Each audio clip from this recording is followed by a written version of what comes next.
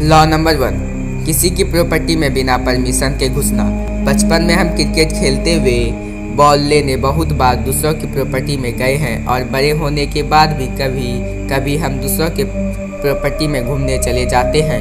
लेकिन भारतीय कानून की धारा 441 यानी सेक्शन 441 के अनुसार अगर आप कोई भी व्यक्ति की प्रॉपर्टी में बिना इजाज़त के घुसते हैं तो इसे अपराध माना जाता है और प्रॉपर्टी का मालिक प्रॉपर्टी में घुसने वाले व्यक्ति की शिकायत करता है तो उसे जेल तक हो सकती है।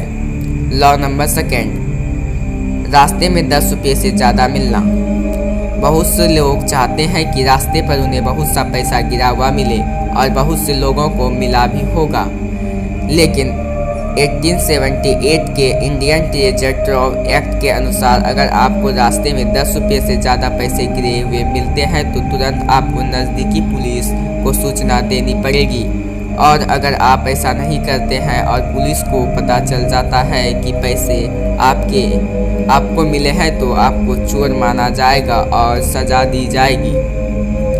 लॉ नंबर 3, बिना परमिशन के पतंग उड़ाना। बहुत से लोगों को पतंग उड़ाना बहुत पसंद होता है, लेकिन बहुत कम लोगों को पता होगा कि पतंग उड़ाना गैरकानूनी है। भारत के एयरक्राफ्ट एक्ट ऑफ 1934 के अनुसार अगर आप पतंग उड़ाना चाहते हैं तो आपको सरकार से अनुमति लेनी पड़ेगी। और आश्चर्य की बात यह है कि यह एक्ट हवाई जहाज उड़ाने पर भी लागू होता है। अगर आप बिना अनुमति के पतंग उड़ाते हैं तो आपको 2 साल तक सज़ा और 10 लाख रुपये तक जुर्माना देना पड़ सकता है। लॉ नंबर 4,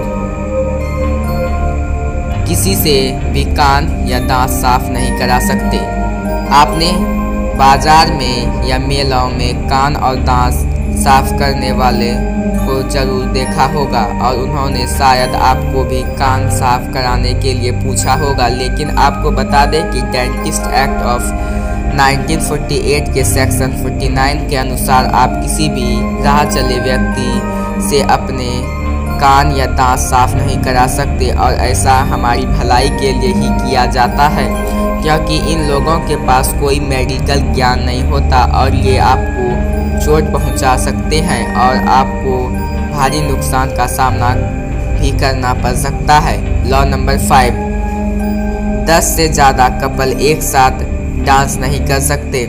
भारत के licensing and controlling places of amusement 1960 के अनुसार 10 से ज़्यादा जोड़े एक साथ एक जगह पर डांस नहीं कर सकते। अगर किसी प्रोग्राम में ऐसा होता है तो पुलिस उस प्रोग्राम को बीच में बंद करा सकती है।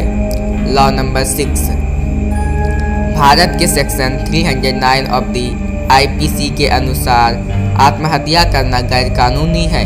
अगर कोई भी व्यक्ति आत्महत्या करने की कोशिश करता है और उसमें सफल नहीं होता तो उसे आत्महत्या की कोशिश में जेल हो सकती है। फैक्ट नंबर 7, फैक्ट्रियों में थूक दान रखना। तंबाकू खाना सेहत के लिए हानिकारक है, लेकिन फिर भी बहुत से लोग इसे खाते हैं और जगह जगह थूक कर जगह को गंदा करते हैं। लेकिन द फैक्ट्रीज एक्ट ऑफ 1948 के अनुसार अगर आप कोई भी फैक्ट्री चलाते हो तो आपको फैक्ट्रियों में थूकने के लिए थूकदान रखना अनिवार्य है ताकि फैक्ट्री में सफाई रह सके। अगर आप फैक्ट्री में सिम्टम्स नहीं लगते हैं तो आपको 2000 तक का जुर्माना या 3 महीने तक की सज़ा हो सकती है। लॉ नंबर 8, रात में महिलाओं को गिरफ्तार नहीं कर सकते। भारतीय धारा 46 के अनुसार पुलिस किसी भी महिला को सूरज डूबने के बाद या सूरज उगने से पहले गिरफ्तार नहीं कर सकती और ये एक ऐसा कानून है जो शायद सभी महिलाओं को पता होना चाहिए।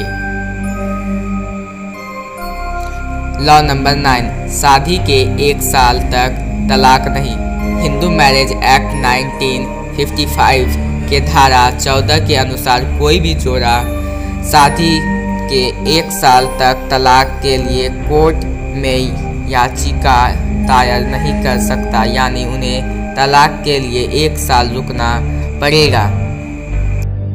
लॉ नंबर 10, दलाली गैर कानूनी लेकिन वेश्यावृत्ति नहीं।